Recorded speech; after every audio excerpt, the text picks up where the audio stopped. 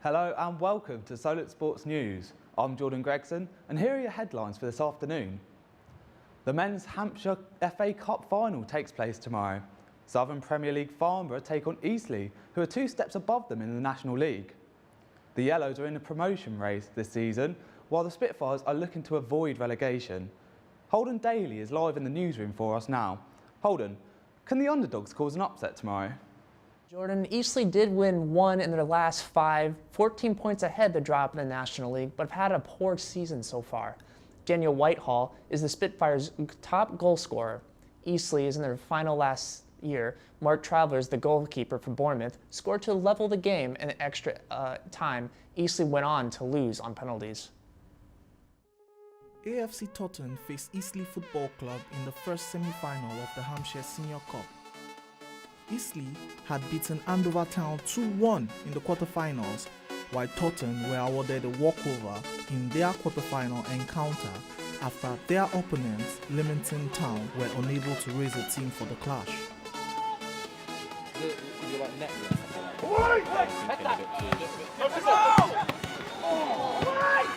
Tom Bragg put Eastleigh ahead in the 19th minute thanks to this ricochet.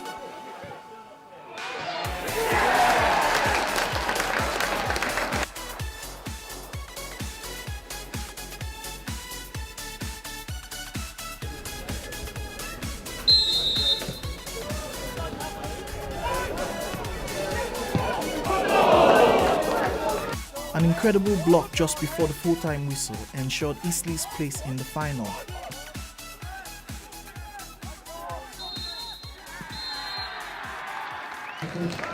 At the Snow Stadium is AFC Tottenham 0. It's a bit of a concerning time now. We've gone from a team averaging sort of 3 goals a game to a team that's barely averaging 3 shots on target a game at the moment. Today was probably a little bit above and beyond what we expected, if I'm honest, and you know, we've restricted them to very, very few, if any, chances, and we could have had 3 or 4 ourselves, to be fair, in the end. Jordan, on the other side of things, Farnborough have won 3 out of their last 5 matches. The Yellows are 4th in the Southern League table. Midfielder Richard Hodson is the top scorer with 9 goals this season. Borough will be looking to claim their 9th Hampshire FA Cup this season. Farnborough came into the Hampshire FA Cup final with strong momentum. In round 2, they thrashed Aldershot Town 4-1 after being rewarded a bye in round 1. Their cool composure continued after they beat AFC Bournemouth 1-0 and saw Portsmouth 4-0 in the quarterfinals. This brought Borough to a semi-final against AFC Portchester. It was a tense affair for 74 minutes until Mitchell Parker danced to the defense and put Farnborough ahead. Our cameraman might not have been focused, but Parker sure was. He made sure he put the tie to bed from 2 minutes from time. Farnborough are looking for their first Hampshire Cup title since 2006.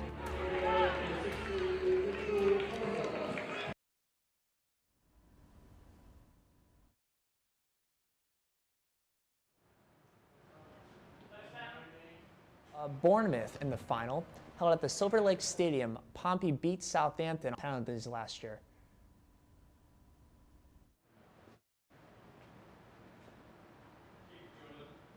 Thanks, Holden. The Southampton contingent goes strong amongst the 3 Lions.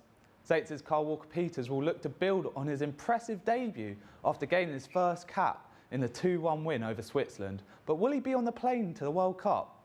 Amber Pereira reports. Southampton left-back Kyle Walker-Peters made his England debut in the 2-1 win over Switzerland.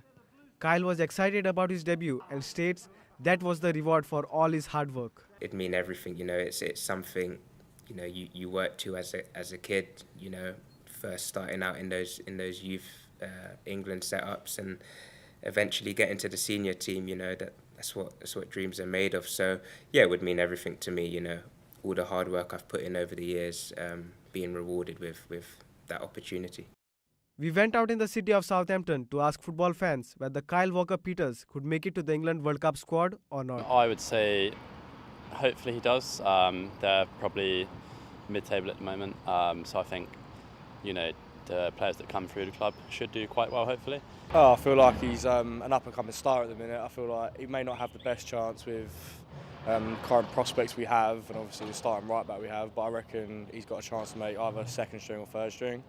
I think he has played very well to be called up. Like, his performance lately for Southampton has been very good, so I think he deserves to call up to England. Very highly. He played well on Saturday. I think he played really well actually. So yeah, I think he might get up. I don't really know, to be honest. It's one of them ones, isn't it? So. Sports journalist and Southampton correspondent for the Daily Echo, Alfie House, was confident Kyle Walker-Peters' versatility could help him make it to the World Cup squad. Yeah, see, that's it, isn't it? I mean, there's so many good right-backs in the England squad. I mean, you've got Kieran Trippier when he's fit, Kyle Walker, Reece James, Trent Alexander-Arnold.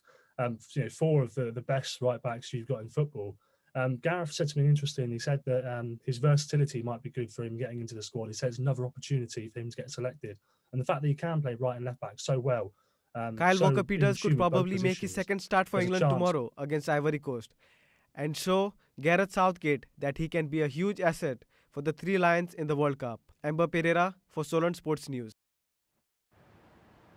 Pressure on the England cricket skipper as Windies win the series.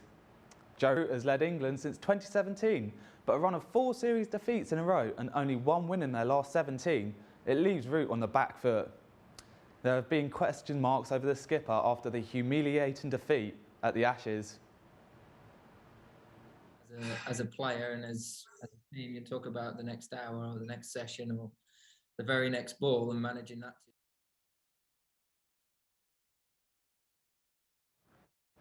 The Women's World Cup resurgence continues. Defending champions England beat Bangladesh by 100 runs to march into the semi-finals with their 4th successive victory.